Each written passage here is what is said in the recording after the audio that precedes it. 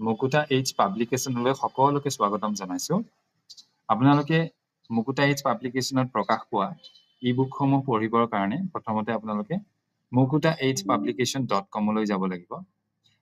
সাইটটো খোলাৰ লগে লগে আপোনালোকে সাইটটো তললৈ স্ক্ৰল কৰিব আৰু দেখা পাব তাতে দুখন কিতাপ আছে।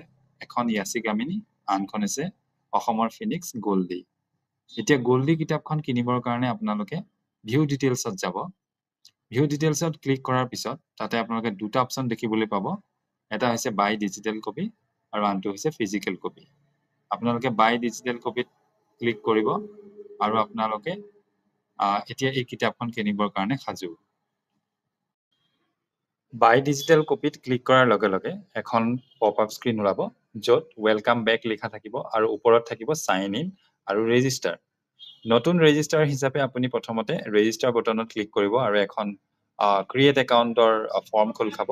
তাতে আপুনি আপোনাৰ নাম, ফোন নাম্বাৰ দিয়াৰ পিছত ফোন নাম্বাৰৰ এটা OTP আহিব। সেই OTPটো আপুনি ভেৰিফাই কৰাৰ পিছতে আপুনি এটা নিজৰ পচন্দৰ পাছৱৰ্ড দিব। পাছৱৰ্ডটো দি আপুনি লগ ইন কৰিব। লগ ইন কৰাৰ লগে লগে আপুনি আকৌ সেই ৱেবছাইটৰ হোম পেজত গৈ পাবগৈ। এতিয়া আকৌ আপুনি অসমৰ ফিনিক্স গোল্ডি কিতাপখন বিচাৰিব আৰু তাত গৈ ভিউ ডিটেইলছ কৰিব। ভিউ ডিটেইলছ কৰাৰ লগে লগে বাই ডিজিটেল কপি আৰু বাই ফিজিকেল কপি দেখা পাব। বাই ডিজিটেল কপিত ক্লিক কৰিব। এই পেজত আপোনালোকে অনলাইন পেমেণ্ট কৰাৰ সুবিধা পাব।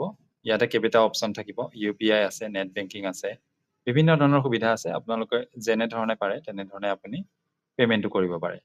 পেমেণ্ট ছাকচেছফুল হোৱাৰ পিছতে আপোনালোকে আকৌ উভতি আহিব এই পেজটোলৈ য'ত আপুনি এতিয়া কিতাপখন পঢ়িবলৈ সাজু।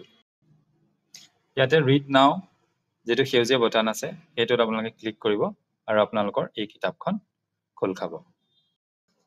প্ৰথমবাৰ খোলোতে কিতাপখন ডাউনলোড হ'বৰ কাৰণে 5 পৰা 10 ছেকেণ্ডো লাগিব পাৰে। আপোনালোকে অপেক্ষা কৰিব।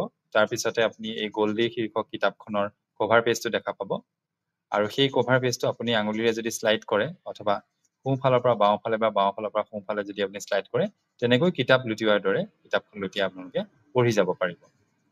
লগতে আৰু এটা সুবিধা আছে। তলতে মেনুৰ 3টা লাইনৰ এটা বাটন থাকিব।